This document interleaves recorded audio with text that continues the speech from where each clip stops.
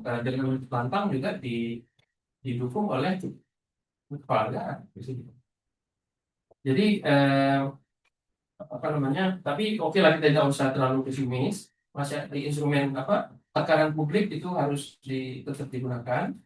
Jadi teman-teman yang di koalisi masyarakat sipil terus saja mendesakkan BPN supaya teman-teman internasional, teman-teman IPES jangan bosan. Karena apa sih, teman-teman IPES mengerti lah, karena kan adanya di banyak negara. Ini kan bukan isu Indonesia aja yang gini-gini. Ini kan juga orang intervention. Nah itu makanya cuma dibahas gitu. Ya, nggak ikut-ikutan. Iya, maksudnya bantu teman-teman ini. Karena kan perlu makan juga. Kalau kita kalau lapar kan nggak bisa, dia nggak bisa bahas undang-undang. Selain eh, dan tentu saja instrumen hukum. Jadi teman-teman, saya kira substansi isunya kita siapin, substansi isunya kita siapin, kemudian apa, aspek-aspek hukumnya kita siapin, lalu aktor-aktor yang mungkin diajak bekerja sama itu diidentifikasi. Itu saya kira saya sangat sangat penting. Nah, saya kemarin masuk ke masih lupa kok, masih lupa. Terus 10 menit lah saya. Nah, kemudian oke. Nah, mari kita sebenarnya sudah dibahas semua sih secara umum oleh teman-teman pusat. Eh, Pertama gini, kita tidak akan terlalu sulit sebetulnya melakukan reformasi. Kalau partai kita itu bukan semata-mata partai elektoral. Partai di Indonesia ini partai elektoral. Dia cuma ada kalau ada pemilu. Berat. Ya. Maka, nah, karena dia adalah partai elektoral, yang dia peduli adalah support dalam pemilu. Dengan kondisi seperti sekarang, ceklah dukungan partai politik stabil. Tidak ada partai yang terpental dari parlemen kecuali P3, salah sendiri P3 itu yang membentangkan dirinya sendiri. Coba Golkar sudah berapa puluh tahun di parlemen. Partai bahkan yang baru panas sudah begitu masuk nggak pernah keluar lagi.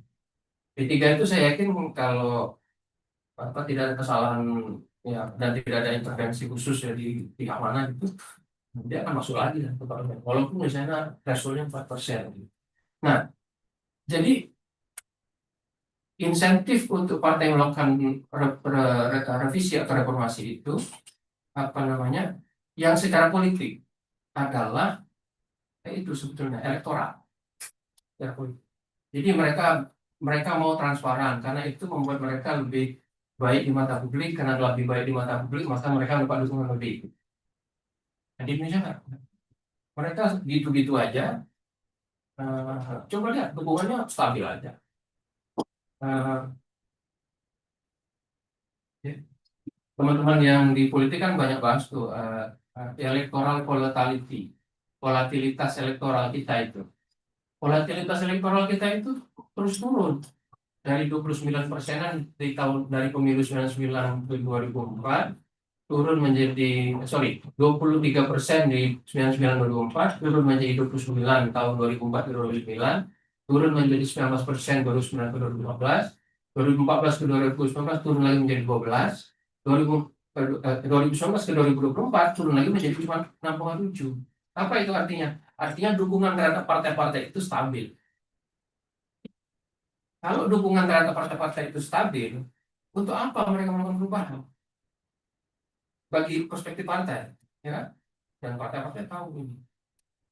Jadi itu yang nah eh, itu yang pertama, yang terkait partai elektoral. Yang kedua, partai elektoral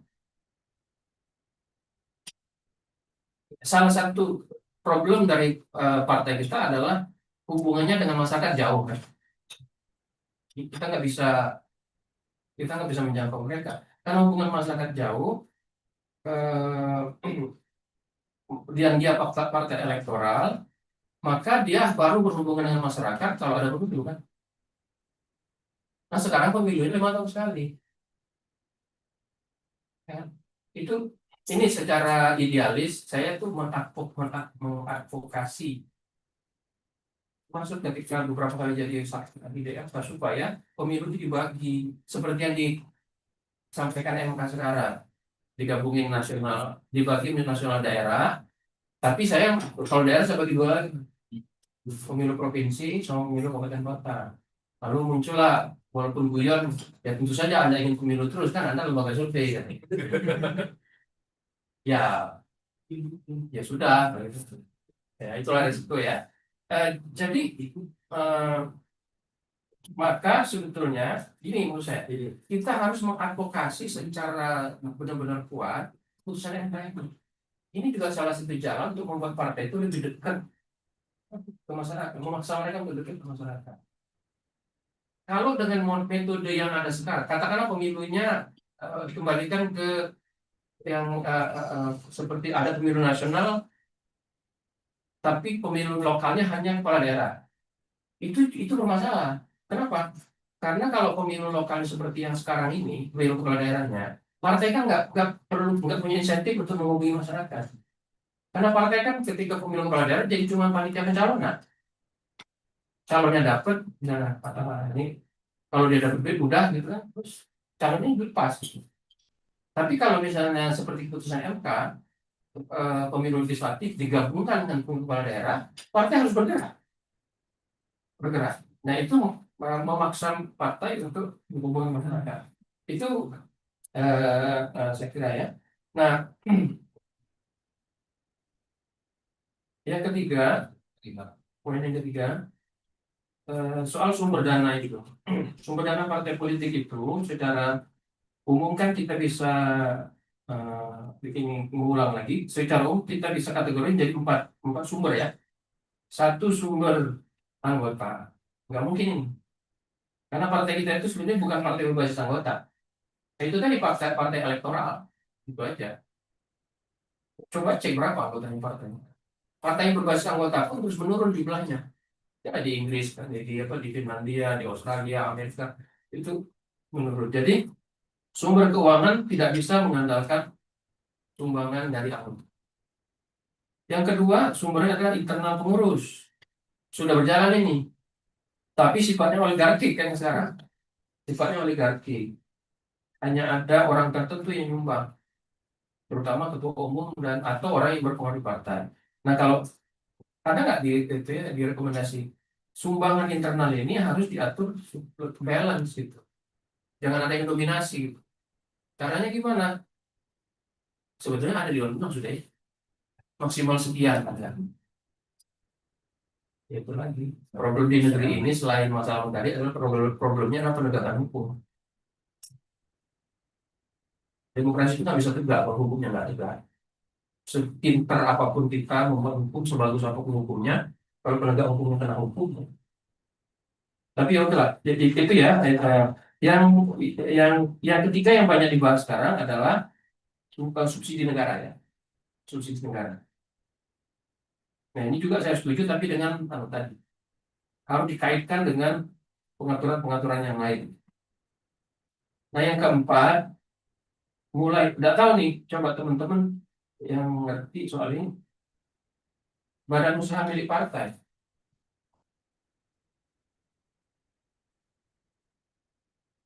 Coba di book kan gitu. Dan ada insentif juga untuk mereka mau memperbaiki partai jadinya. Jadi badan usaha milik partai. Ya tentu saja kalau kita kaitkan lagi dengan kepandaian orang yang bisa mengakai hukum ya. Tapi oke lah, idenya itu dulu misalnya.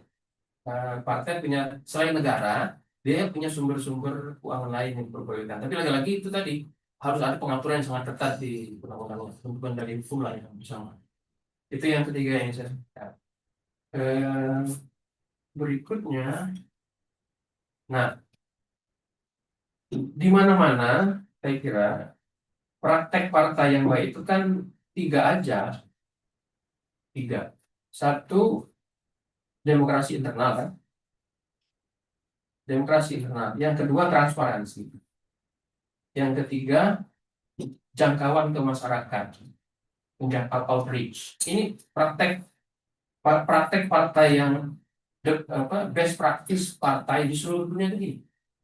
Tiga ini, dia punya demokrasi internal, dia punya outreach ke dia terus menerus menghubungi masyarakat, menghubungi kelompok-kelompok masyarakat supaya dia terus menerus punya electoral support yang cukup. Kemudian transparansi. Nah, kita kan bermasalah di tiga-tiganya kan. Dari segi outreach jauh ke masyarakat, lebih dekat dengan kalau kita membuat kalau kita kembali ke definisi awal partai politik sebagai jembatan antara negara dan masyarakat, kayaknya jembatan yang terjadi adalah antara partai sama negara kan. Jembatan antara partai dan masyarakat itu putus karena bencana dan nggak diperbaiki oleh negara. Gitu. Benar nggak yang sekarang itu?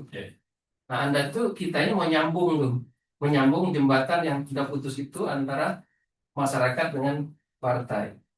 Eh, Jembatan pemilunya mulai kalau keputusan MK itu dilaksanakan, ini apa bisa menjadi salah satu sumber untuk membangun itu. Nah, jadi lagi-lagi bagaimana caranya supaya dari tiga ini mana yang mau kita mulai? Kalau melihat insentif yang muncul itu adalah soal keuangan, maka berarti kita bisa mulai revisinya dari transparansi. Transparansi. Jadi kata kuncinya itu untuk keuangan itu transparansi. Karena lewat transparansi lah kita bisa masuk, publik bisa masuk itu lewat transparansi.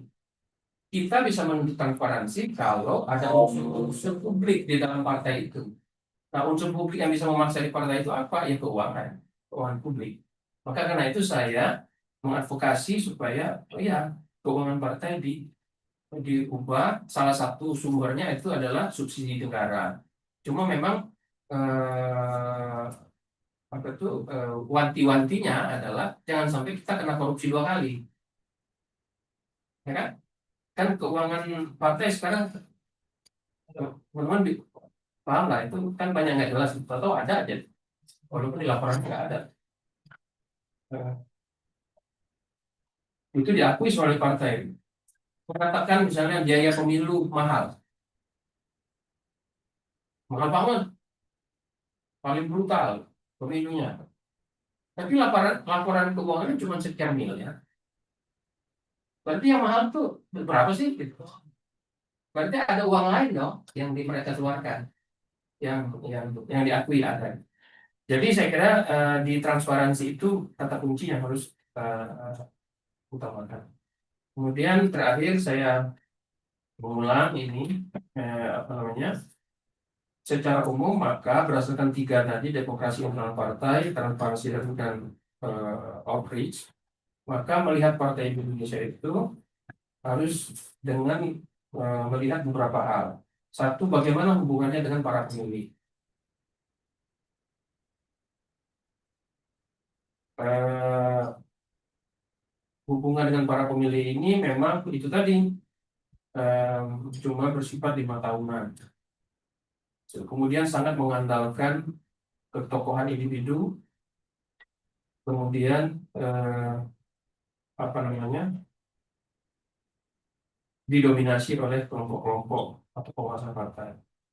Nah ini juga perlu diatur, meskipun tidak masuk jadi pembahasan kali ini ya, kan fokusnya cuma di, tapi bisa masuk demokrasi internal juga, yaitu bagian di demokrasi internal yang saya kira di materi belum cukup banyak dibahas ya, yaitu hubungan partai dengan para kandidat. Itu menurut saya perlu dimasukkan. Bagaimana hubungan seleksinya, kalau sudah menjadi kandidat bagaimana, kalau memang nggak apa-apa diatur rigid aja dulu hubungan partai dengan kandidat. Kandidat itu apakah banyak teman menyarankan kita menuduh partai itu tidak melakukan kaderisasi. Nah, saya kira kita harus agak kompromi dalam soal ini. Kaderisasi itu tidak jangan dimaknai terlalu sempit sebagai kaderisasi tertutup. Artinya partai boleh menjadikan orang lain kader. Jadi kalau bayangan saya kaderisasi di partai itu ada dua jalur. Jalur yang sifatnya berjenjang dari bawah, tapi ada jalur lain, jalur yang misalnya seperti kalau dalam organisasi apa namanya kemasyarakatan muda itu jalur apa namanya anggota kehormatan, ada kan?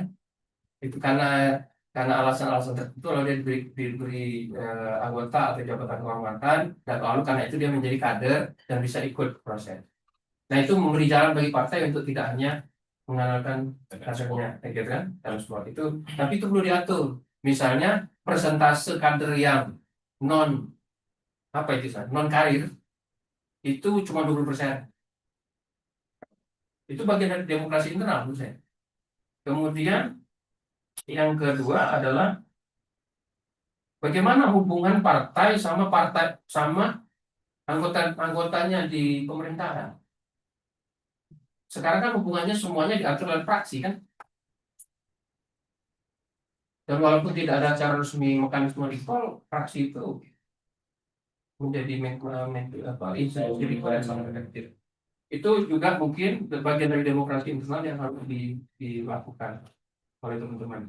Selebihnya sudah dibahas oleh teman-teman, ya. Manajemen internal partai tadi sudah dibahas tadi. Saya kira itu yang bisa saya tanggapi dari hasil-hasil yang disampaikan oleh teman-teman Pusako.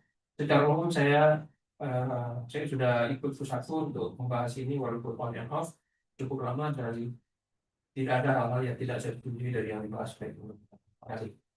Ya, makasih Pak Jayadin. Telepon kepada Pak Jayadin. Yang menarik tadi apa yang disampaikan oleh Pak J ya, bahwa ternyata kehadiran partai politik hari ini tidak menjadi sebuah representasi rakyat untuk menyampaikan aspirasinya. Justru ini menjadi instrumen penguasa untuk mengendalikan kebijakan itu sendiri. Oleh karena itu, Pak J tadi meneropong ada dua hal yang perlu kita lakukan. Yang pertama adalah materi substansinya apa yang harus kita perbaiki. Yang pertama tentu saja soal sistem yang ada di partai politik itu, lalu perangkat hukumnya seperti apa, lalu bagaimana tata kelola terhadap partai politik itu sendiri, dan lain-lain terkait dengan permasalahan yang ada di parpol.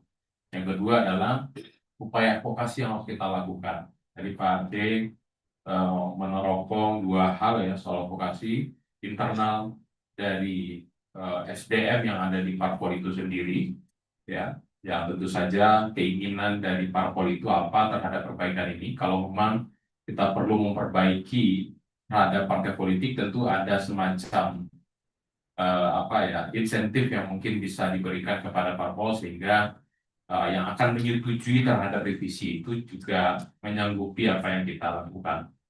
Yang kedua adalah aspek eksternalnya. Ya, tentu saja ini adalah kerja-kerja kita semua, kerja advokasi kita, tekanan sipil, bagaimana itu bisa selalu digulirkan secara masif, tapi tanpa dinamika politik yang ada hari ini, tentu kita juga akan sulit untuk mendorong perbaikan-perbaikan itu. Oleh karena itu mungkin ini perlu kita diskusikan lagi apa kira-kira langkah advokasi yang harus kita lakukan ke depan, sehingga kerja-kerja kita untuk kedepannya terhadap perbaikan revisi undang-undang parpol itu bisa nyata diubah seperti yang mungkin menjadi isu hari ini adalah revisi undang-undang pemilu. Nah, nanti bagaimana pula DPR dan juga pemerintah bisa menarik isu ini sebagai isu yang populis yang harus diperbincangkan oleh publik, sehingga ini perlu kita dorong. Lalu terakhir tadi Pak J, ada tiga hal yang menjadi parameter sebuah partai itu baik. Satu, demokrasi internalnya, yang kedua transparansi, dan yang ketiga adalah jangkauan kepada masyarakat. Nah, ini menjadi catatan kita semua nanti, terutama dari Pusako, bagaimana nanti muatan-muatan perbaikan itu bisa di breakdown kembali di dalam poin-poin perubahan dari revisi undang-undang parpol yang sudah kita susun bersama dengan teman-teman ICW 5 tahun yang lalu. Terima kasih Pak J atas insight-nya. Nanti kita akan coba dalami lagi dengan diskusi.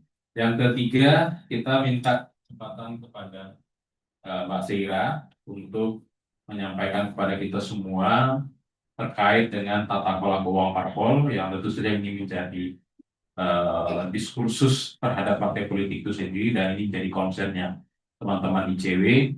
Apakah memang keterlibatan negara untuk mengatur pembiayaan parpol ini betul-betul bisa terwujud atau tidak sebagai bahan nantinya bagi kita untuk meminta pertanggungjawaban terhadap partai politik itu sendiri sebagai lembaga yang demokratis nantinya. Jadi demokratisasi internal yang disampaikan oleh Pak Ade tadi, apakah bisa terwujud melalui pembiayaan parpol yang tentu saja harus dibarengi dengan pertanggungjawaban dari parpol itu sendiri sebagai lembaga yang lebih demokratis.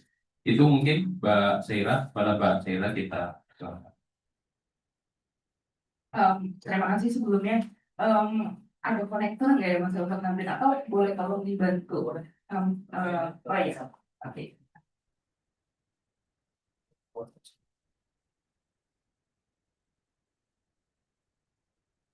Mungkin snacknya bisa dicicip juga Pak Ibu.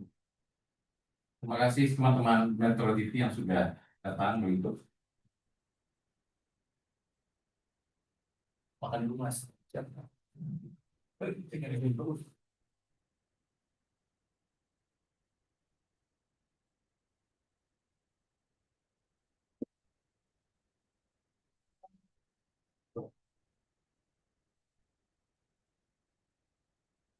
Ibu yang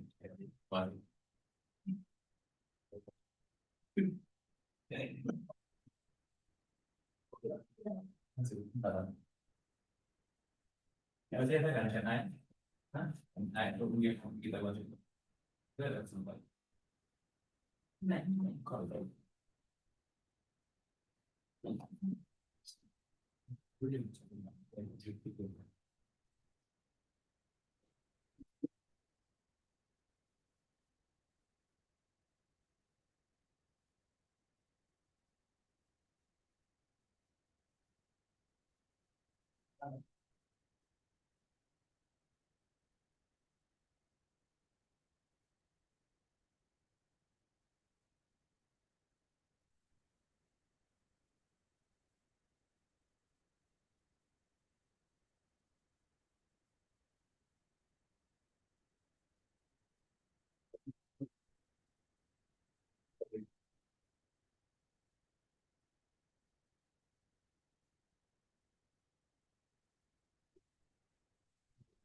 seperti di tangan di pasar lagi. Ya. Ya, sebelah standby.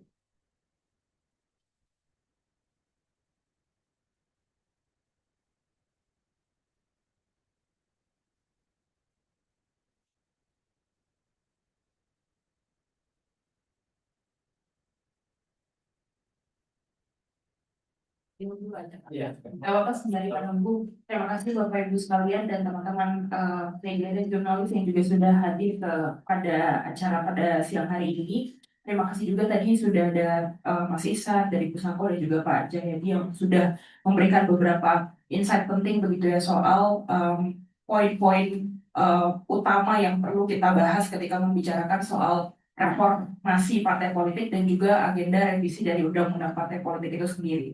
Tadi sudah banyak dibahas soal ya bagaimana sebenarnya frekuensi pembahasan revisi undang-undang partai politik itu cenderung kecil dan sekalipun itu dibahas yang jadi substansi yang disorot gitu ya terutama oleh para politisi adalah justru dalam aspek keuangan. Meski kita tidak bisa sepenuhnya menyatakan bahwa keuangan sebagai satu-satunya aspek yang dibahas itu sebagai aspek yang kemudian tidak seberapa penting, tetapi kaitannya dengan aspek-aspek yang lain adalah bahwa ya sebenarnya aspek pendanaan partai politik atau keuangan partai itu jadi salah satu substansi yang cukup krusial, tetapi karena pembahasannya kemudian memikirkan aspek-aspek penting lainnya dari partai politik, itulah yang kemudian menjadikan fokusnya seolah-olah hanya pada keuangan partai yang dorongannya lebih ke peningkatan bantuan dari negara dan lain sebagainya. Meski kita tentu meyakini gitu ya bahwa pentingnya ada support dan juga bantuan dari negara itu tidak kemudian menjadikan pembahasan soal kenaikan bantuan negara untuk partai itu sebagai aspek yang tunggal yang tidak perlu diiringi oleh hal penting lainnya seperti mekanisme pengawasan, mekanisme audit yang juga perlu dijalankan secara satu paket begitu. Sehingga ketika kita membicarakan soal keuangan, tentu tidak hanya berbicara soal nominal, tapi juga berbicara soal bagaimana formulasi pemberiannya, sumber-sumbernya dari mana saja, dan bagaimana kemudian bisa diawasi dengan baik. Dan bahkan kalau tadi Pak Jayadi juga sempat menyampaikan, sebenarnya membahas keuangan partai ini jadi pintu masuk yang baik kalau bisa kita kaitkan dengan aspek perbaikan-perbaikan yang lain. Sayangnya hal itu selama ini tidak banyak dilakukan, tapi kita coba nanti banyak, semoga kita bisa lebih mendiskusikan bagaimana sebenarnya menemukan model yang pas begitu ya untuk pembiayaan partai, bisa dikaitkan dengan peningkatan efektivitas dari partai itu sendiri, termasuk dalam hal peningkatan misalkan keterhubungan antara partai dengan masyarakat sebagai pemilih, yang idealnya harusnya tidak hanya terjadi selama 5 tahun sekali pada saat pemilu saja begitu. Kemudian kalau tadi dari Usako juga sempat menunjukkan salah satu rekomendasinya soal mekanisme pembiayaan partai begitu ya, yang ada dorongan untuk menjadikan mekanisme pembiayaannya itu secara hybrid, jadi ada gabungan fixed rate yang bisa diberikan kepada partai, tapi juga ada bagian lain yang akan ditentukan dengan metode penilaian kinerja dari partai. Kami rasa ini satu hal yang juga sangat penting begitu, karena seringkali partai termasuk dengan bantuan negara yang sudah diberikan kepadanya, walau masih dianggap sangat kecil juga gitu ya, walau diakui masih sangat kecil, tapi itu kemudian tidak diiringi dengan satu mekanisme untuk memastikan juga bahwa kinerja dari partai itu dilakukan sesuai dengan mandat yang sudah diberikan. Kalau kita lihat dari Banpol, yang dipertanggungjawabkan kan hanya dalam bentuk LPJ. Selama misalkan LPJ-nya sudah memenuhi kriteria pelaksanaan atau pengalokasian budget tersebut untuk sekian persen pendidikan politik dan sekian persen operasional sekretariat, maka itu sudah wajar tanpa pengecualian begitu ya. Tidak ada mekanisme untuk menilai bagaimana kinerja dari partai, dan itu rasanya jadi poin yang penting juga untuk bisa kita pikirkan bersama bagaimana model yang baik untuk dilakukan. Nah, dalam konteks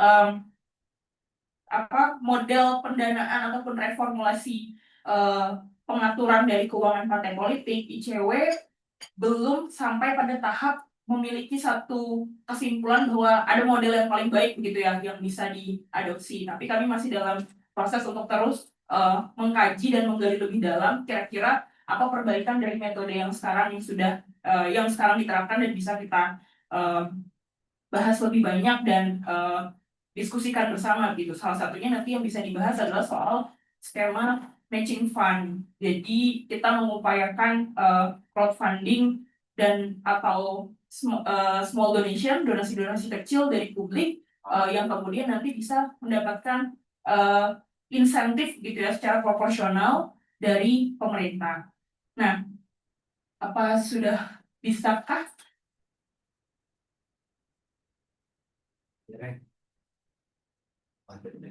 Oke, ya itu kira-kira beberapa hal yang sekiranya nanti bisa kita bahas bersama gitu ya soal matching fund juga, karena dengan mekanisme matching fund ini yang sudah diterapkan di berbagai negara juga, ini rasanya akan sejalan dengan upaya untuk meningkatkan keterhubungan partai politik dengan masyarakat juga begitu ya. Jadi tidak hanya lagi-lagi seperti yang tadi kita bahas di tahun kelima mau pemilu barulah kemudian masyarakat diketok pintunya satu-satu untuk bisa terhubung gitu, tapi dengan mekanisme matching fund nanti harapannya keterhubungan itu bahkan bisa terjalin sejak awal oleh partai dengan para warga gitu ya, sebagai pemilih. Nah, ini bagian pertama dari slide saya, Bapak Ibu sekalian. Penting rasanya mendiskusikan substansi di dalam revisi undang-undang partai politik, karena hari ini ya partai menjadi mesin penyumbang korupsi terbesar gitu. Banyak sekali kasus korupsi yang memang berasal dari para politisi, Dan kalau dari datanya KPK di tahun 2024 sampai dengan Mei 2025 itu sudah bahkan ada 363 anggota legislatif di tingkat daerah dan juga nasional yang masuk ke dalam lingkaran kasus korupsi. Angka ini belum termasuk kasus korupsi yang menjerat kepala daerah, baik di tingkat provinsi, kabupaten, dan juga kota. Jadi kita bayangkan bagaimana partai politik dengan posisinya yang menyuplai banyak sekali posisi di pemerintahan, banyak posisi pejabat publik, kalau tidak diiringi dengan tata kelola dan demokratisasi partai yang baik, maka sulit rasanya kita mengharapkan ada kualitas pejabat publik yang baik pula. Hari ini 10 Desember bertepatan dengan peringatan Hari HAM, dan kita juga harus melihat teman-teman dan saudara kita di Pulau Sumatera mengalami kerusakan lingkungan yang berdampak sangat serius dan bahkan menimbulkan banyak sekali korban jiwa, itu tidak lepas kaitannya dengan ya kualitas pejabat publik kita yang buruk, dan tidak terlepas juga dari buruknya kualitas dari partai politik kita dalam melakukan pengelolaan institusinya, dalam melakukan kaderisasi, regenerasi, dan pada akhirnya menghasilkan orang-orang yang kemudian di-endorse untuk menjadi kontestan di dalam mekanisme pemilihan umum. Jadi tentu ini momentum pembahasan yang sangat tepat, dan meskipun sudah banyak ada waktu yang tertinggal atau mandek gitu ya dalam pembahasan ini, semoga mulai dari sini kita bisa dapat bisa menghidupkan terus advokasinya untuk memberikan dorongan terhadap agenda revisi undang-undang parpol. Kemudian berikutnya, ya dalam konteks hari ini teman-teman semua, dana bantuan negara yang diterima oleh partai politik itu sangat kecil, hanya 1.000 per suara gitu ya, itu bahkan untuk partai di tingkat DPR, dan dari nominal tersebut itu bahkan hanya mampu berkontribusi sekitar 1,5% dari total kebutuhan minimal partai. Dan tadi juga disebut juga dengan situasi yang demikian, maka partai sekarang bahkan tidak menjadikan dana bantuan dari negara itu sebagai sumber yang signifikan. Dia tidak bergantung pada dana dari negara, tapi justru bergantung pada pendanaan lain yang memang diperbolehkan dan dimungkinkan juga lewat undang-undang. Salah satunya misalkan berasal dari iuran anggota. Tapi kalau tadi Pak Jayadi bilang kan anggota nggak akan seberapa ya, dan kita tahu juga pasti lebih banyak memang berasalnya dari ketua umum gitu, dan bahkan justru lebih banyak juga menghimpun pendanaan dari sumber-sumber lain dari pihak-pihak ketiga, baik itu individu ataupun badan hukum lainnya begitu ya, yang memang bisa memberikan sumbangan.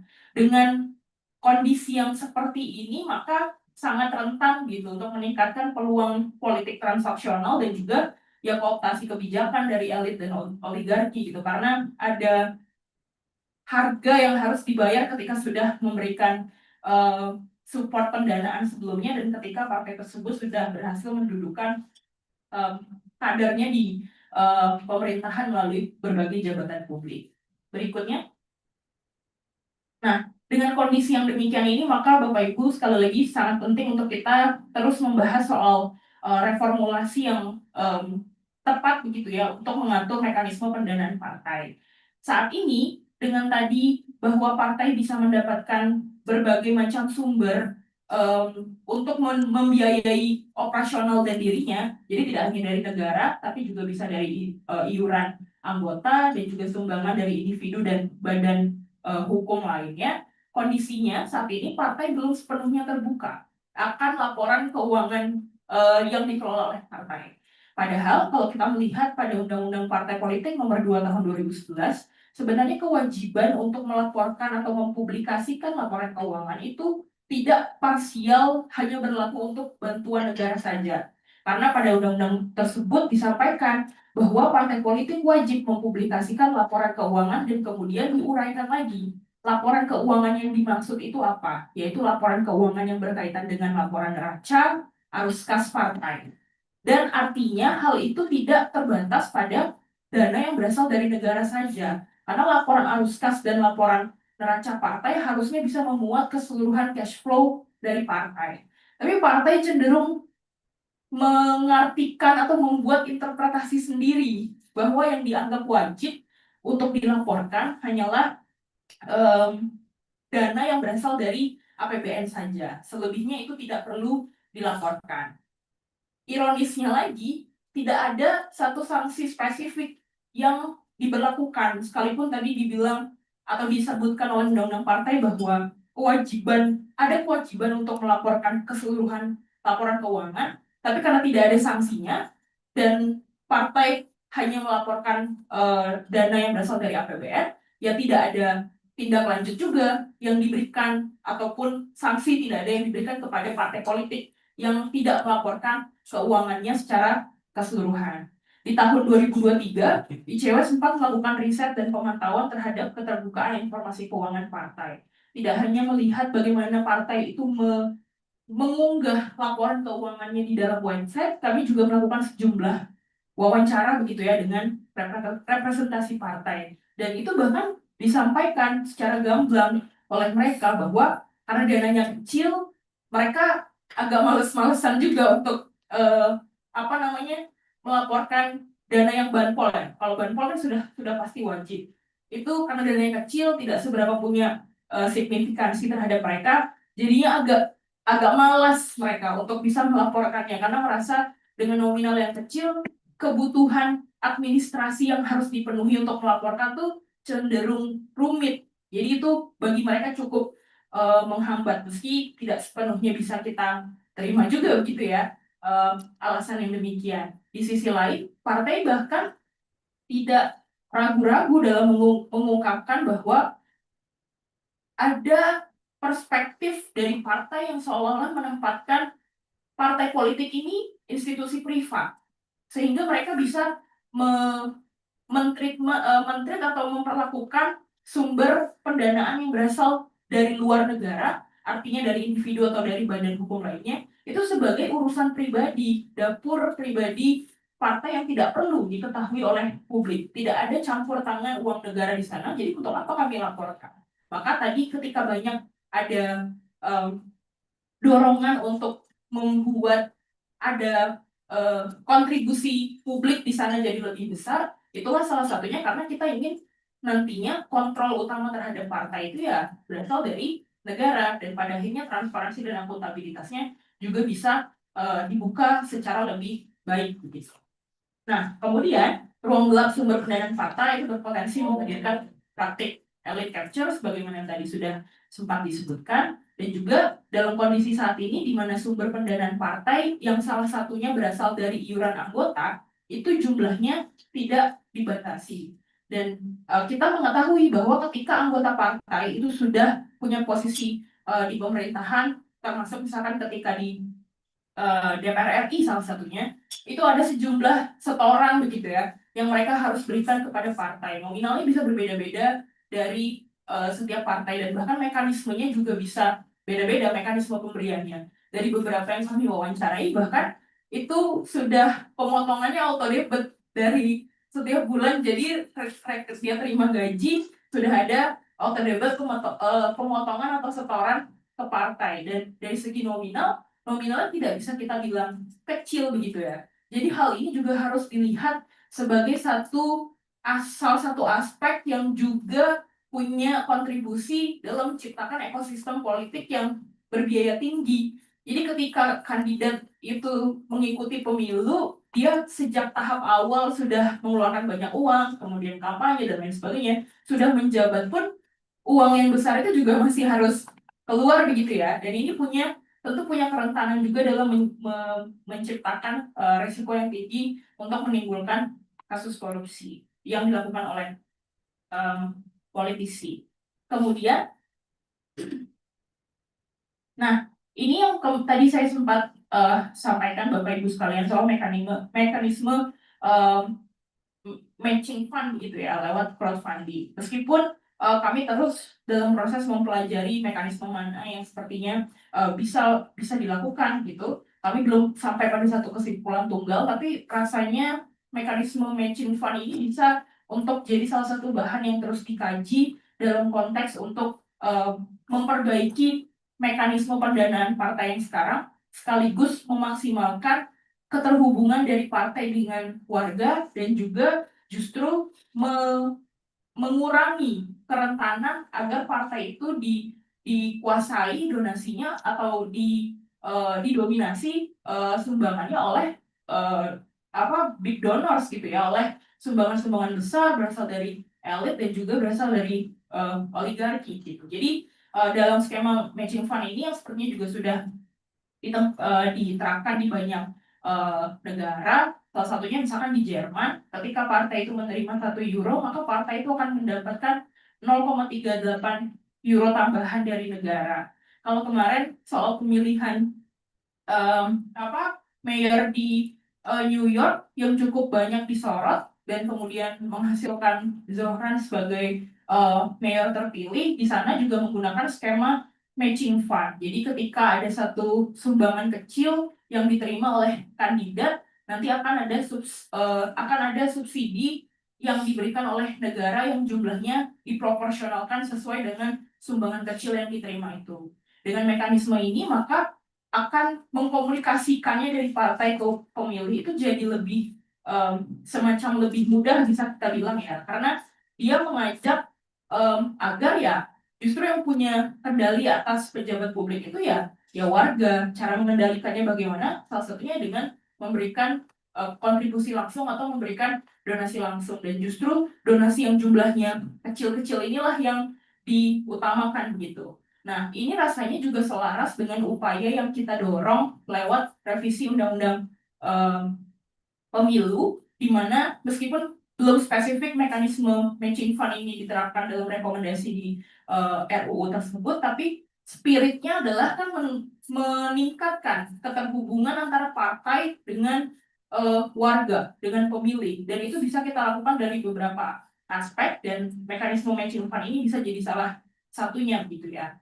Kalau dalam konteks pemilu, mengupayakan small donations dari warga ini bisa dimaksimalkan lewat upaya grassroots mobilization, dan berkaitan juga dengan tadi yang sempat disinggung soal penilaian kinerja. Karena sulit rasanya kalau kita sebagai memposisikan diri sebagai partai politik, mengajak warga memberikan donasi tanpa kita menunjukkan secara akuntabel apa kinerja yang sudah dilakukan oleh partai. Jadi nanti insentifnya kepada warga jadi bisa terpapar lebih banyak soal apa saja yang sudah dilakukan oleh partai, bagaimana kinerjanya, penilaian terhadap kinerja tersebut bagaimana, yang pada akhirnya bisa menggerakkan warga untuk bisa memberikan sumbangan tersebut begitu. Dan kalau di dalam mekanisme pemilu dalam tahapan kampanye, seringkali kandidat itu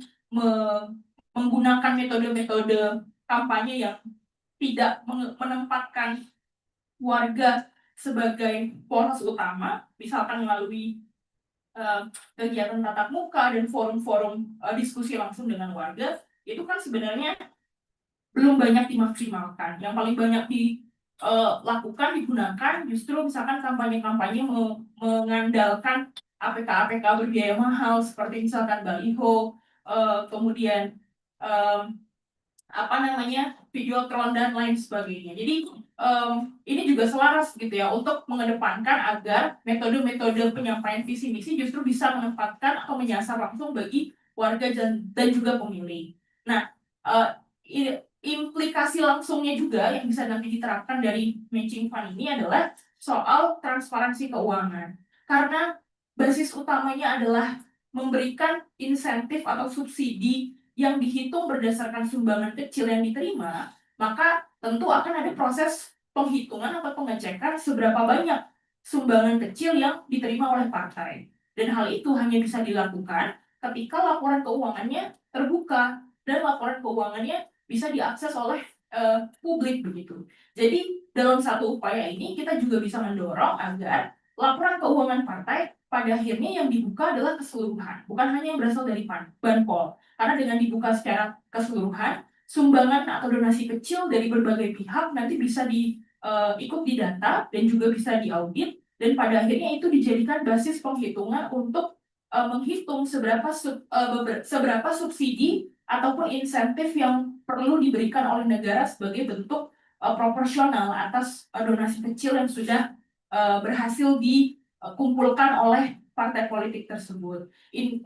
Tentu ada beberapa mekanisme pendanaan yang berasal dari negara yang juga yang juga common untuk dilakukan. Sekarang kita menggunakan mekanisme insentif yang berbasis dengan perolehan suara yang sudah didapatkan atau dikumpulkan dari pemilihan sebelumnya. Tapi tentu ada banyak catatan juga terhadap mekanisme tersebut, seperti misalkan bagaimana berarti ternyata hanya ya partai-partai besar dan juga partai-partai yang sudah berhasil mengumpulkan suara yang banyak saja gitu ya, yang kemudian dan suaranya sudah terkonversi begitu misalkan menjadi kursi yang bisa mendapatkan bantuan dari negara yang jumlahnya juga pada akhirnya besar kecilnya mengikuti perolehan suara tersebut. Nah, ada mekanisme lain juga yang bisa mekanisme lain yang menjadi bisa ikut dipertimbangkan seperti misalkan memberikan fasilitas berupa penggunaan barang dan jasa tertentu, fasilitas dan jasa tertentu seperti misalkan gedung pemerintahan, jadi donasi atau bantuan negara berupa misalkan gedung pemerintahan yang bisa dipakai untuk operasional dari partai, maupun misalkan jasa atau layanan audit yang disediakan oleh negara dan bisa dipakai oleh partai politik gitu ya. Tentu ada banyak mekanisme untuk menimbang kira-kira yang cocok yang mana mekanisme bantuan dari negara kepada partai politik dan itu perlu lebih lanjut untuk bisa dikaji bersama. Tapi pada spiritnya kami setuju bahwa membahas peningkatan atau mereformulasi mekanisme pembiayaan partai itu tidak boleh berfokus pada nominal semata, tapi juga harus dilaksanakan satu paket dengan mekanisme pengawasan dan juga audit, serta bagaimana itu bisa berkaitan dengan upaya penting lain seperti meningkatkan koneksi antara partai dengan pemilih. Karena kita tidak mau partai lagi-lagi hanya berfokus sebagai partai elektoral saja di luar masa pemilu kemudian tidak terhubung lagi dengan warga begitu ya. Jadi rasanya kajian-kajian ke depan juga bisa mempertimbangkan mekanisme matching fund ini untuk bisa dikaji lebih lanjut. Kemudian tadi juga sempat ada ide atau diskursus begitu ya soal badan usaha milik partai atau BUMP dan beberapa kali rasanya sempat ada ulasan juga mengenai hal ini begitu dan ini juga dinyatakan sebagai salah satu mekanisme yang bisa dijadikan alternatif untuk bisa memberikan alternatif pembiayaan dari partai. Di partai tidak hanya mengandalkan sumbangan dari anggota maupun dari individu lain dan badan hukum lainnya, tapi juga dimungkinkan untuk bisa membuat atau mengelola usaha gitu ya, sehingga nanti mendatangkan profit yang bisa digunakan kembali untuk operasional dari partai. Tetapi hal ini rasanya perlu juga dikaji lebih dalam karena implementasinya sangat mungkin untuk beririsan dengan sektor-sektor yang juga dikelola oleh negara. Seperti misalkan dalam hal penerbitan izin di sektor ekstraktif, tambang begitu, ataupun berkaitan dengan pengadaan barang dan jasa dan lain sebagainya. Sangat rentan untuk kemudahan mengelola bisnis ini sebagai satu badan yang secara full itu dikontrol oleh partai politik, maka sangat rentan akan jadi justru wadah pencucian uang atau malah syarat akan konflik kepentingan gitu. Jadi rasanya kita perlu banyak mengkaji lagi ide-ide yang muncul berkaitan dengan kemandirian keuangan partai. Itu mungkin sebagai awalan dari saya. Terima kasih banyak. Ya, nanti Mbak Sira yang sudah Berikan diberikan. berapa ini? Lumayan ini coba sih. Kayaknya 480 juta ya. Lebih ya, Pak. Oke, terima kasih Mbak Sira atas paparannya yang sangat menarik sekali. Ada beberapa hal yang perlu kita garis bawahi tadi, sama soal tanggung jawab kinerja dari partai politik yang tentu saja dalam hal ketika negara support ataupun mensubsidi pembiayaan APBN untuk partai politik, tentu ini harus dibarengi dengan pertanggungjawaban kinerja yang harus dilakukan oleh parpol kepada publik ataupun kepada konstituen, sehingga konstituen kemudian bisa terbuka ruangnya untuk mengawal bagaimana pelaksanaan kinerja dari parpol itu sendiri dan bagaimana mewujudkan transparansi dan akuntabilitas terhadap keuangan parpol yang harus dipertanggungjawabkan kepada BPK dan juga kepada kantor akuntan publik yang sudah dibentuk oleh negara. Nah, di samping itu tadi Mbak Seira juga memaparkan kepada kita semua soal format-format ideal yang mungkin bisa dijadikan usulan nantinya ketika kita hendak melakukan perubahan terhadap revisi undang-undang parpol ini. Salah satunya adalah menggunakan skema crowdfunding tadi, menggunakan skema yang hedging fund ya, karena ini sudah pernah juga diterapkan di Jerman dan juga di beberapa negara maju lainnya, dan itu memang efektif untuk sebagai instrumen kita untuk bagaimana mewujudkan parpol itu bisa terbuka kepada publik dan bisa kita minta pertanggungjawaban. Terima kasih Mbak Sira atas catatan ataupun insight yang diberikan. Kita nanti akan coba memperdalam lagi dari kajian ini sehingga nanti kita bisa sampaikan kepada pengambil kebijakan. Selanjutnya kita masuk ke dalam sesi diskusi Ibu Bapak sekalian. Dari 3 paparan narasumber tadi ada Bang Iksan, Pak Aceh dan juga Mbak Seira. Mungkin ada teman-teman yang ingin menanggapi ataupun memberikan masukan, saran, ataupun catatan-catatan apa kira-kira permasalahan-permasalahan yang ada di internal parpol, sehingga ini bisa menjadi masukan bagi kita untuk mendorong perbaikan di revisi undang-undang mendatang. Mungkin dari Kompas dan Fung dulu. Ya, silakan.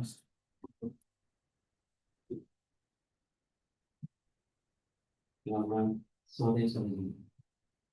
Seharusnya ada salah satu orang dari partai politik yang kita ngomongin mereka tanpa kehadiran mereka. Tidak boleh gimana Di bawah sana. Oke, yang ingin saya perdalam tadi soal kedekatan dengan masyarakat ini ya. Kalau Bang Jayadi tadi bilang partai politik kita ini muncul 5 tahun sekali gitu.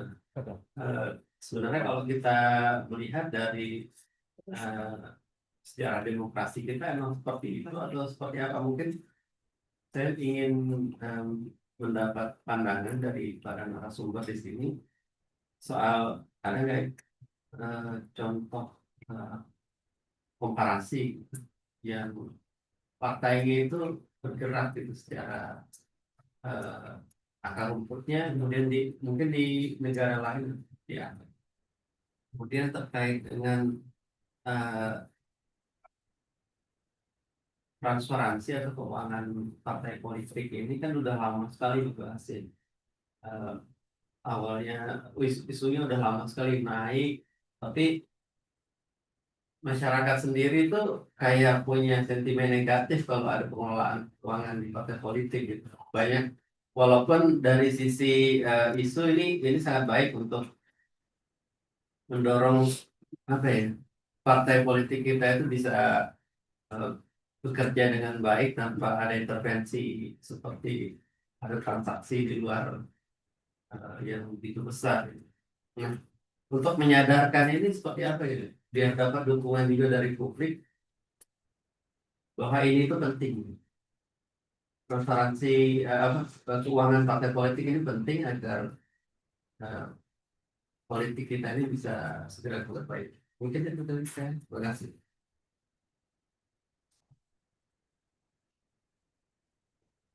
Baik, makasih Mas atas pertanyaannya. Kita tampung dulu mungkin. Silakan selanjutnya Mbak Viola dari STH Jentera ataupun PSHK. Silakan. Baik, terima kasih atas presentasinya buat para narasumber ya. Saya mau diskusi sekaligus. Sebenarnya tadi udah disinggung sama Mas Bang Jay ya soal bagaimana sih hubungan partai politik dengan anggota parpolnya sendiri, terutama pasca pemilihan umum gitu. ini ingin tahu lebih mendalam dari kajian teman-teman juga dan bisa jadi concern kita bersama bahwa di dalam setiap pemilu pasti kan seringkali ada isu bagaimana partai politik itu punya kewenangan yang sangat signifikan sekali untuk menentukan siapa yang bahkan bisa terpilih menjadi anggota legislatif ya. Padahal kan sudah ada mekanisme penegakan hukum di Bawaslu atau di Mahkamah Konstitusi yang lebih punya ya yang sebetulnya secara formalitas punya lega legitimasi untuk menyatakan siapa yang tepat untuk jadi terpilih menjadi anggota legislatif atau tidak seperti itu. Tapi di luar proses demokrasi elektoral yang terjadi, partai politik ternyata punya kewenangan untuk langsung memilih siapa yang bisa jadi terpilih dulu jadi anggota legislatif atau tidak begitu. Dan patronase partai politik itu kan saking dia signifikan itu juga memengaruhi anggota legislatif untuk bekerja ketika mereka sudah masuk di parlemen. Nah, di dalam catatan PSHK sendiri, cara-cara pengambilan keputusan di DPR itu jadinya tidak tidak kolektif dan juga tidak memerdekakan si anggota legislatif yang bersangkutan karena mereka lagi-lagi dibagi menjadi per fraksi gitu, cara pengambilan keputusannya borongan per fraksi, tidak ada tidak memperlihatkan pertanggungjawaban dari masing-masing individu ataupun tidak memberikan kemerdekaan bagi individu jika mereka memiliki perbedaan pendapat dengan fraksinya seperti itu. Jadi eh, rasanya kajian ini perlu di-extend bukan hanya hubungan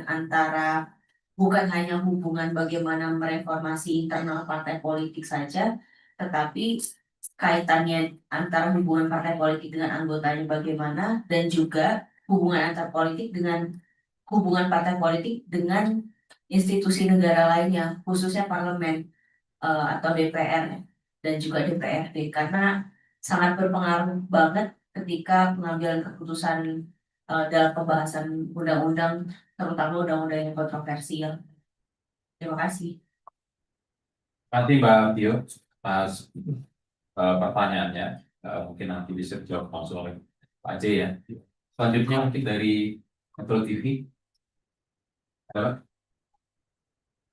Oh, ya, diwakilkan sama Mbak Tio ya. Mbak Media kan? Oke.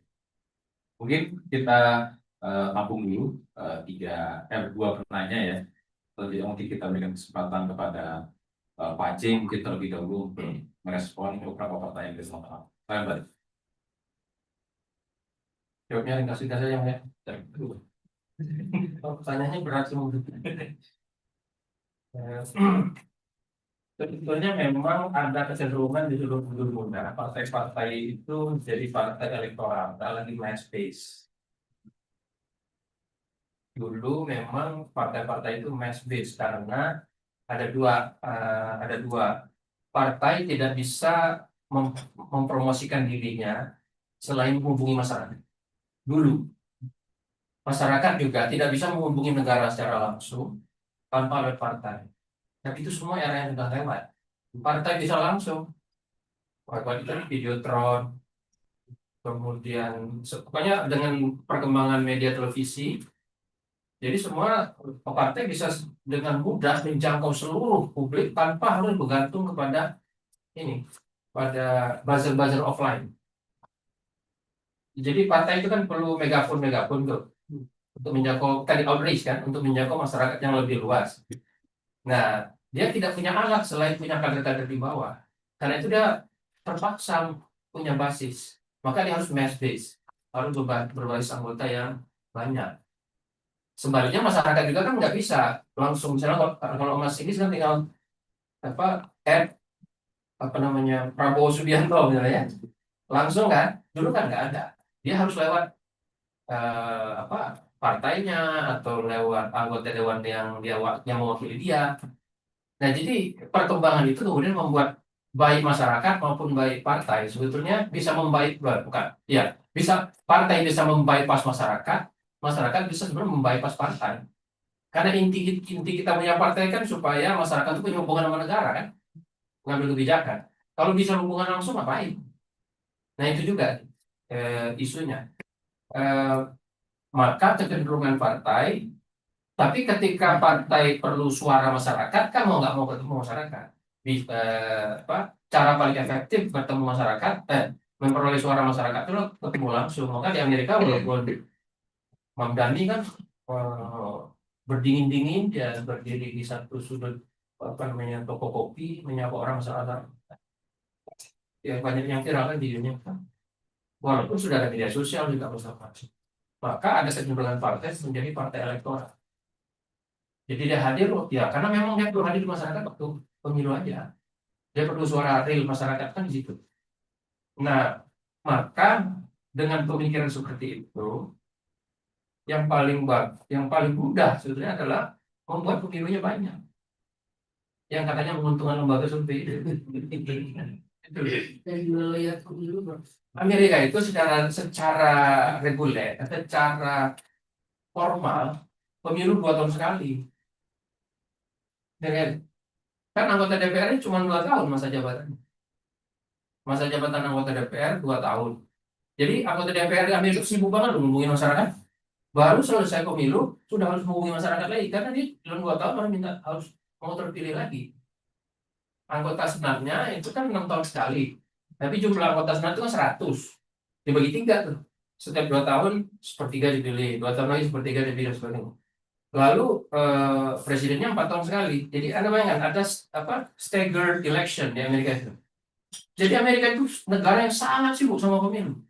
Anda bayangkan kalau pemilu kayak di Indonesia, kita baru pemilu sekarang aja, pemilu mahal, pemilunya mengganggu pembangunan, segala macam.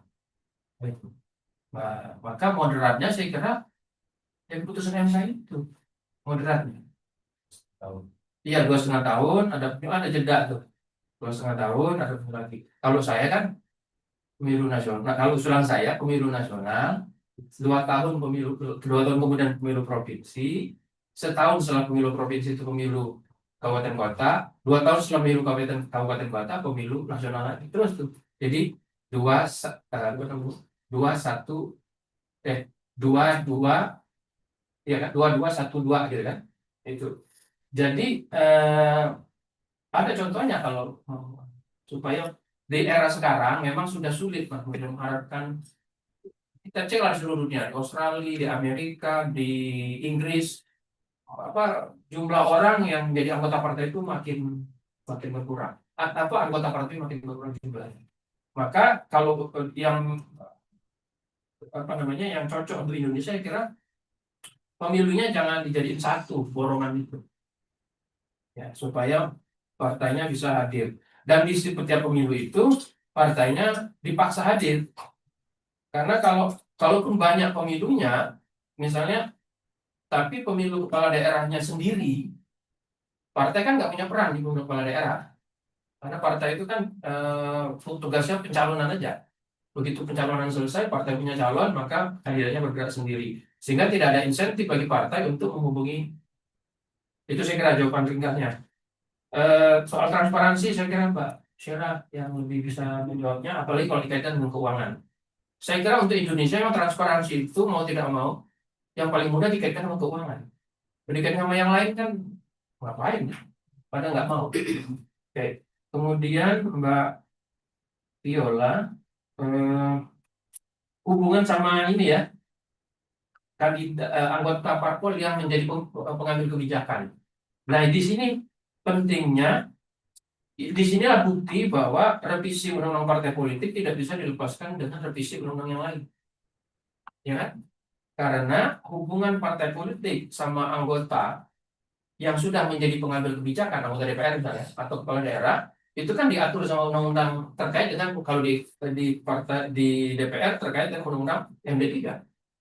Maka harus ada di situ pengaturan yang menghubungkan ketika anggota partai menjadi pengambil kebijakan, bagaimana hubungannya diatur.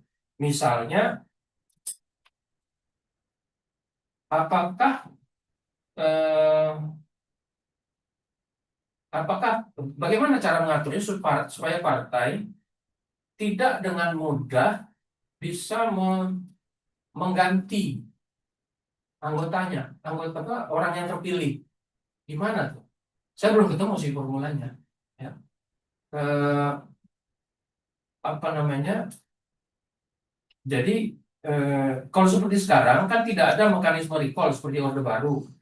Tapi kan penempatan anggota itu di DPR tergantung partainya.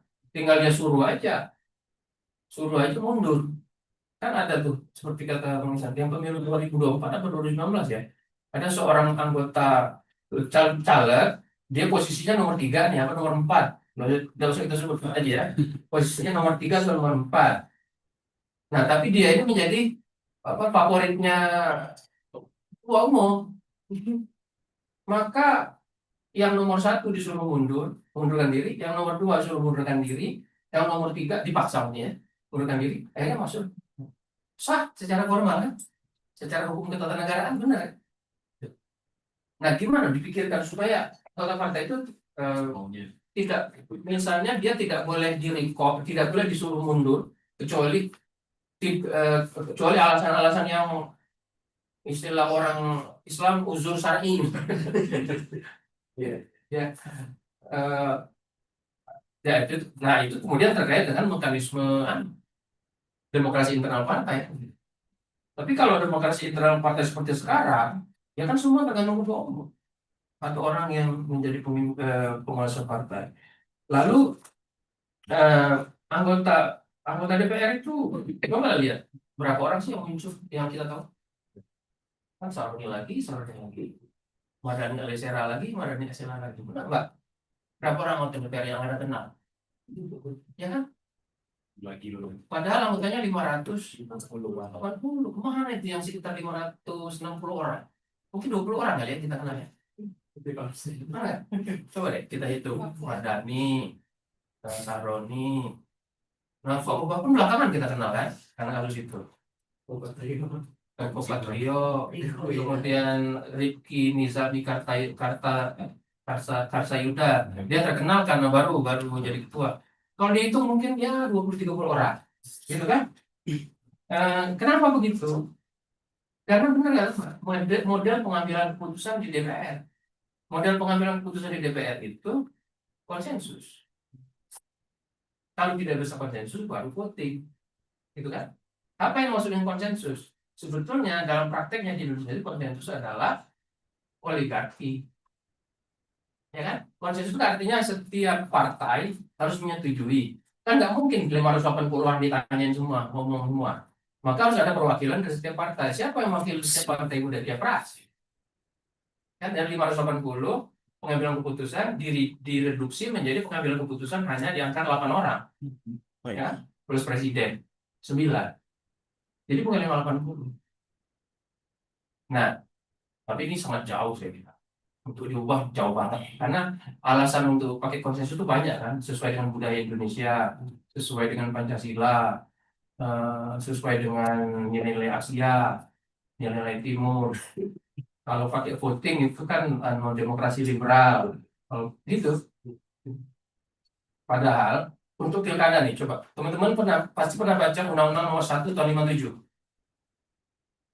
Di Undang-Undang Nomor 1 Tahun 57 memang di pasal berapa saya lupa, disebutkan pemilihan kepala daerah dipilih oleh DPRD. Tapi di penjelasannya art 3 undang-undang itu jelas dikatakan, mereka sebut ini, cara terbaik agar kepala daerah itu menjadi wakil masyarakat adalah masyarakat memilih langsung kepala daerah itu. Tetapi karena situasi negara masih belum memungkinkan, situasi masyarakat memungkinkan, untuk sementara kepala daerah dipilih oleh DPRD.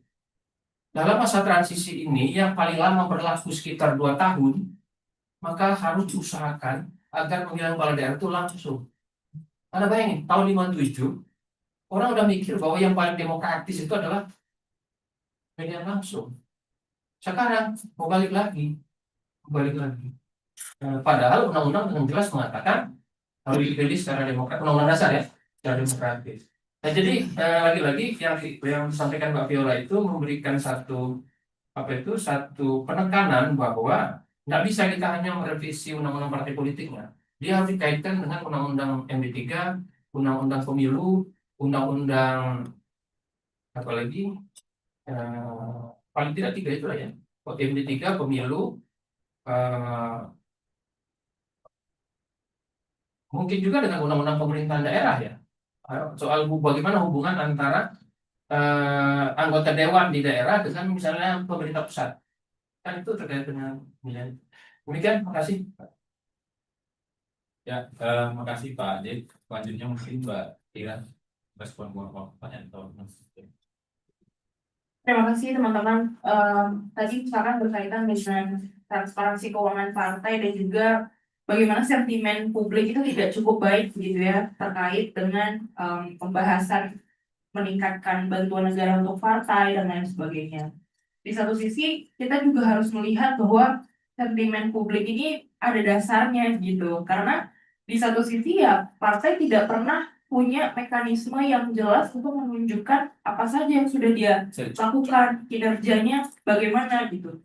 Jadi tidak mengherankan ketika publik berpikir bahwa banyak sekali ya anggaran dari negara yang juga berasal dari pajak rakyat dialokasikan untuk partai yang kalau diberitakan munculnya itu berkaitan sama kasus korupsi lah atau hal-hal yang jelek lainnya gitu, bukan berkaitan dengan hal-hal yang punya kontribusi terhadap peningkatan kualitas hidup masyarakat dan lain sebagainya. Jadi mungkin ini mungkin tidak sepenuhnya menjawab, tapi kita juga harus menariknya ke perspektif bahwa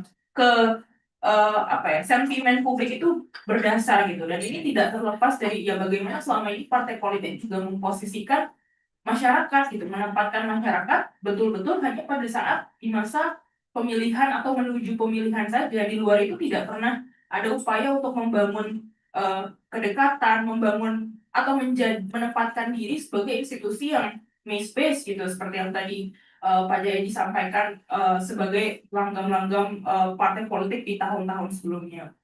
Pertama itu, skeptisisme publik bisa berasal karena tadi justru partai dinilai tidak bisa dipercaya karena justru banyak menyumbang kasus korupsi dan lain sebagainya. Di lain sisi, ini juga bisa jadi pertanyaan soal bagaimana partai politik selama ini melakukan mekanisme pendidikan politiknya gitu, yang tidak hanya kepada kader di dalam internal partai, tapi juga kepada masyarakat secara umum. Ketika publik tidak punya kepercayaan yang cukup dan tidak punya sense of belonging terhadap partai, ya bisa jadi karena selama ini tidak disuguhkan dan tidak diberikan informasi soal pendidikan politik yang memadai, soal bagaimana partai politik itu dan apa yang dilakukan oleh mereka punya dampak dan keterkaitan langsung terhadap hajat hidup warga ke depan gitu. Makanya selama ini kita pun ketika melihat statistik dari partai politik soal kami sudah mengalokasikan 80% anggaran untuk pendidikan politik.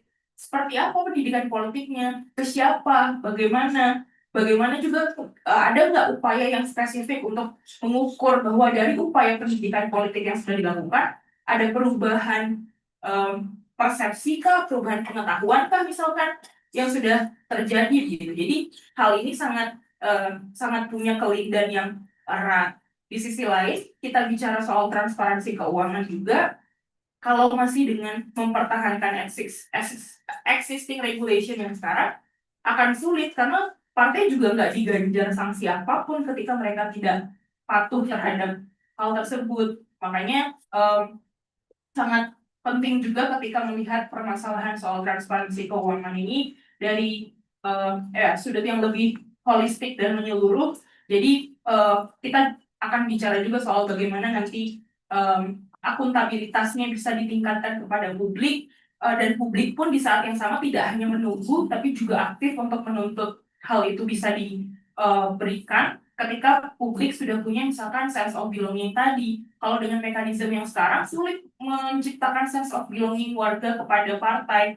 Bisa jadi ketika misalkan ini bukan, ini perlu didalami lagi ya, tapi bisa jadi ketika tadi kita menggunakan skema matching fund atau mekanisme lain yang justru mengajak publik untuk berkontribusi langsung dalam pembiayaan partai, maka publik akan berpikir bahwa ada satu part dari saya yang sudah saya berikan gitu ke partai politik, yaitu adalah donasi dan dukungan. Dukungan berupa sumbangan langsung ini kan lebih dari sekedar, kalau menurut saya, lebih dari sekedar suara yang mereka berikan di bilik suara ya. Dengan mereka rela memberikan sejumlah uang untuk disumbangkan langsung kepada partai politik, itu kan berarti mereka punya kepercayaan gitu.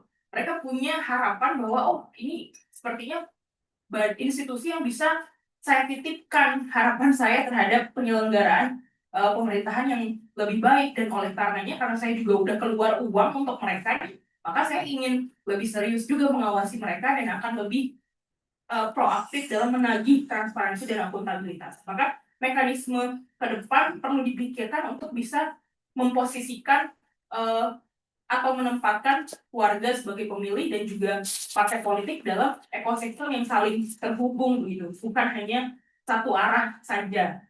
Itu berkaitan dengan transparansi keuangan partai dan sentimen publik. Lalu berkaitan dengan yang tadi Mbak Vio tanyakan, kalau Mbak Vio sedang keluar ya, sebenarnya saya tidak jauh berbeda dari apa yang tadi Pak Jayadi sudah saya sampaikan, Pak Jayadi sudah sampaikan, dan saya sepakat bahwa mekanisme atau praktik yang sekarang ini terjadi pada akhirnya memang jadi bukti bahwa pembahasan substansi di dalam undang-undang partai tidak bisa dibahas tanpa kita membahas juga undang-undang paket politik lainnya yang juga penting, seperti misalkan di Undang-Undang MD3.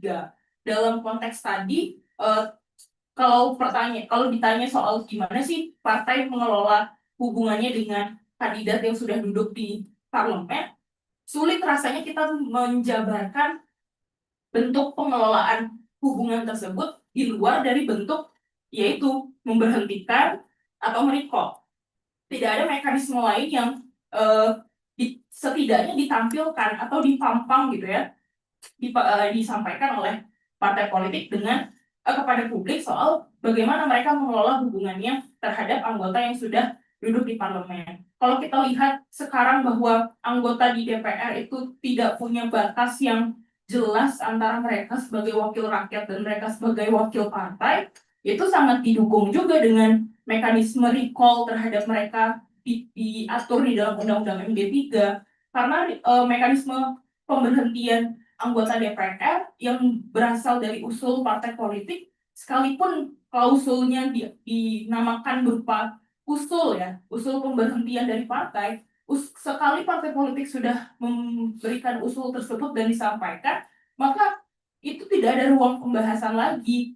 Waktu yang berjalan sesudah itu hanyalah masa waktu yang sudah ditetapkan untuk melakukan pengesahan atas usulan tersebut. Bahkan tidak ada ruang untuk mendiskusikan kemungkinan bahwa usul tersebut tidak bisa dijalankan gitu. Jadi kita melihat ya regulasi yang sekarang memang masih menempatkan partai politik pemegang kendali dan kekuasaan tertinggi atas anggota DPR, dan tanpa ada perubahan terhadap mekanisme yang demikian, ya selamanya anggota DPR akan terus manut terhadap partainya dan cenderung khawatir untuk menyampaikan sikap yang berbeda dengan partai, sekalipun itu berkaitan dengan pendapat mereka pribadi dan berkaitan langsung juga dengan dengan kebutuhan atau hajat hidup konstituen dari mereka, karena lagi-lagi mereka membayangkan soal saya bisa saja langsung diusulkan untuk diberhentikan 1 jam setelah saya menyampaikan ini di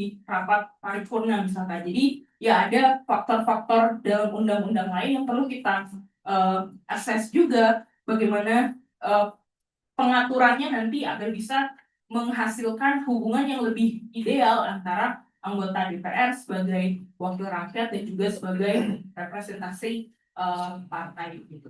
Terima kasih. Ya, terima kasih Mbak Sera atas jawabannya yang sangat bagus sekali. Selanjutnya mungkin dari Bang Ihsan ya, bisa merespon dua penanya tadi. Silakan Bang Ihsan. Baik, terima kasih. Tadi mungkin udah dijelaskan banyak oleh Pak Jai sama Pak Sera ya. ada beberapa poin aja penambahan terkait jarak ya antara partai politik dengan pemilih sendiri. Eh, Poin saya bahwasanya yang miskin dari pemilih dan partai politik hari ini adalah ideologi ya.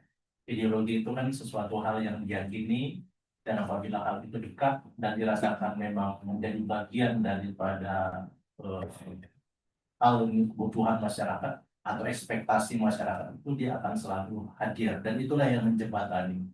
Bagi saya hari ini partai dan pemilih sehari ini tidak memiliki corak yang berbeda satu sama lain. Kita tidak bisa membedakan partai Islam A dengan partai Islam B. Semuanya sama aja. Jualannya sama. Atau partai nasionalis misalnya hari ini. Karena kita miskin ideologi. Nah itu problemnya. Sehingga ini yang membuat kita berjarak.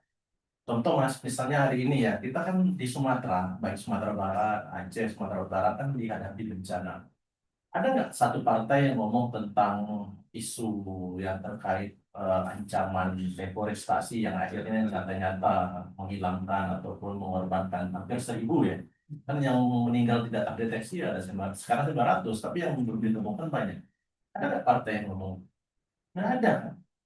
Sekalipun itu terjadi di Aceh yang memiliki sistem partai politik lokal, kan tidak memainkan ruang. Terus mereka tuh hadirnya kapan? Hanya partai elektoral di masalahnya. Coba partai ngomong. Partai lokal kan nggak terlalu berkepentingan sebenarnya. Tapi kalau partai lokal seperti Aceh, mereka bilang ada satu hal yang salah terkait kebijakan perlindungan hutan atau penataan hutan. Pasti masyarakat banyak ikut.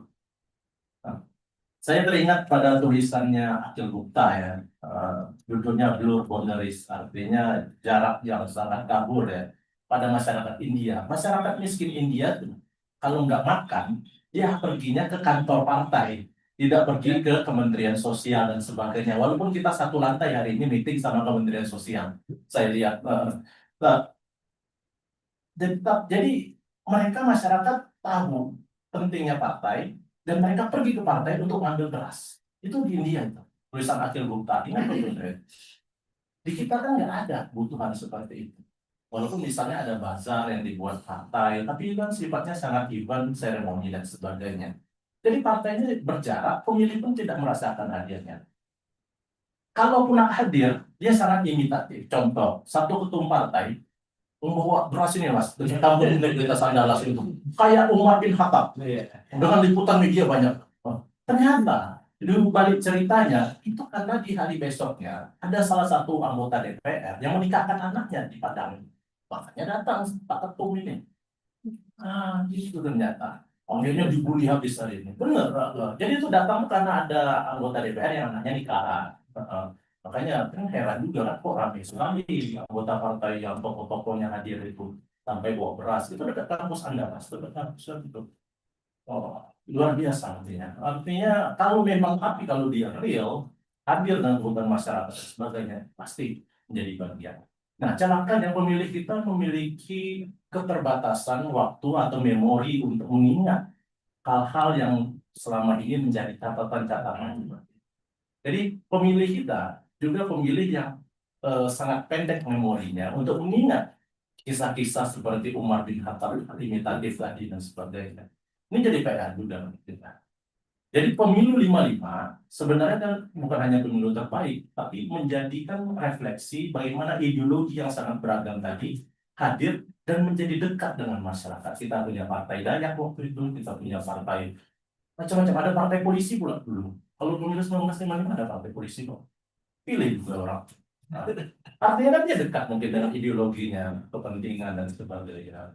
Jadi saya melihat masalah ideologi inilah masalah yang luar biasa menjadi hal yang menghambat antara jarak atau memberikan jarak yang senjang antara pemilih dan daripada pengurus partai sendiri. Itu mas poin saya. Lalu poin kedua tentang transparansi keuangan partai. Saya sepakat berapa hal didorong. Kita nggak perlu muluk-muluk.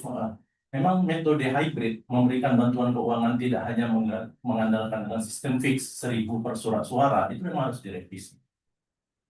Tadi saya sepakat seperti kata Pak Jai, mungkin partai itu perlu juga diberikan stimulus, misalnya kenaikan jumlah bantuan. Oke, apalagi jumlah bantuan keuangan partai ini kan tidak terlalu besar. Totalnya APBN misalnya kalau 1.000 per surat suaranya nggak sampai 100 miliar, masih 1% kurang dari dana MBG lah. Nggak salah juga kan untuk partai politik. Tapi persoalannya, masa kita kasih sia-sia kepada partai? Sekarang wacananya kan mau 3.000 rupiah kalau nggak salah ya Pak ya. Kalau gitu. Kalaupun misalnya 3.000 rupiah dengan kondisi kapasitas fiskal hari ini, makanya metode hybrid mungkin akan tidak hanya menarik, tapi memberikan tawaran yang baik. Misalnya 1.500 yang kondisi fix, 1.500 salah satunya perbaikan dong metode auditnya, metode akuntannya. Jadi tidak menggunakan standar, model akuntan yang sederhana, kepatutan saja, tapi ada metode investigatif sedikit lah apabila ini lolos daripada audit. Nah ini menarik untuk dilakukan dan sangat dimungkin dilakukan apabila partainya ingin melakukan hal-hal yang memang ingin melakukan perubahan yang sangat signifikan. Apalagi kan partai diisi juga banyak orang-orang yang baik atau kader-kader yang memiliki kapasitas latar belakang pendidikan yang beragam. Sehingga hal-hal ini ya tidak hanya mungkin dilakukan, tapi juga bisa menjadi pendorong perubahan. Dan tadi misalnya cara pengambilan keputusan, saya sepakat juga misalnya Mbak Pio tadi ya, cara pengambilan keputusan kita yang mengalami hal yang sangat stagnan seperti itu. Makanya ada istilah Korea-Korea itu kan, dari mana anggota DPR tidak merdeka dengan batasan-batasan itu. Dan eh, kalau seperti itu, maka misalnya tawaran dapil sistem tertutup dan terbuka, dapil hybrid, seharusnya memberikan juga ruang bagaimana yang proporsional terbuka, jalur proporsional terbuka, seharusnya juga memiliki mekanisme perlindungan, termasuk tidak bisa diintervensi melalui proses recall dan sebagainya. Nah ini, jadi ada hal yang seharusnya tawaran-tawaran metode dapil diikuti juga pengaturan daripada jaminan misalnya durasi masa jabatan yang tidak bisa diintervensi langsung oleh ketum partai. Jadi berapa hal seperti itu yang menarik ataupun bisa menjadi hal tawaran yang perlu kajian mendalam lagi dari pusat studi konstitusi. Tapi sekali lagi tadi perubahan di partai tidak hanya menjadi kebutuhan partai, tapi bisa jadi kebutuhan masyarakat kalau kita memiliki ide bersama, yakni ekspektasi kita untuk hadir butuh atau tidak partai, tapi juga menjadikan partai itu bagian dari keseharian kita, bagian dari perjalanan hidup bangsa. Itu Pak Ben, kemudian. Ya, makasih Pak Iksan atas respon dari teman-teman yang sudah bertanya tadi. Saya kira diskusi kita pada hari ini kita cukupkan.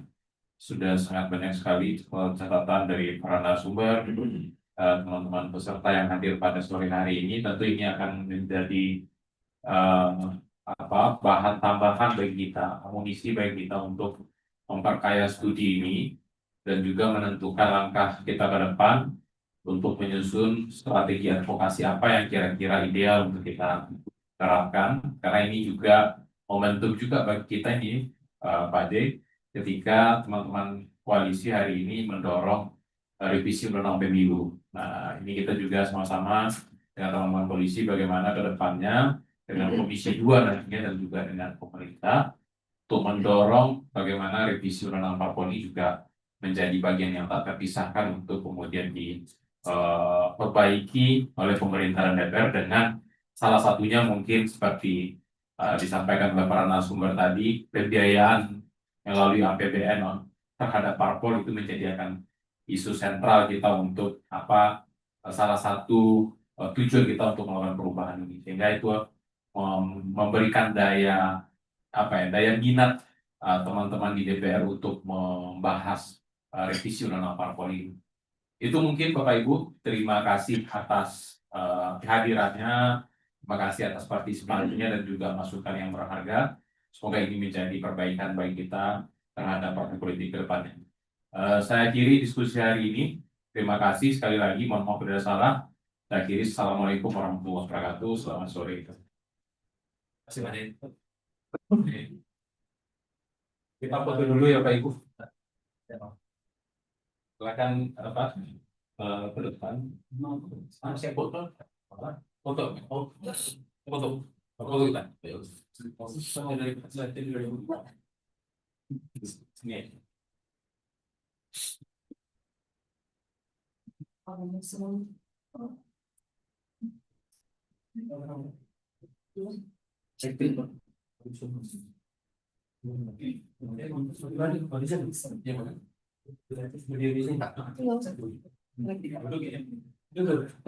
Sedikit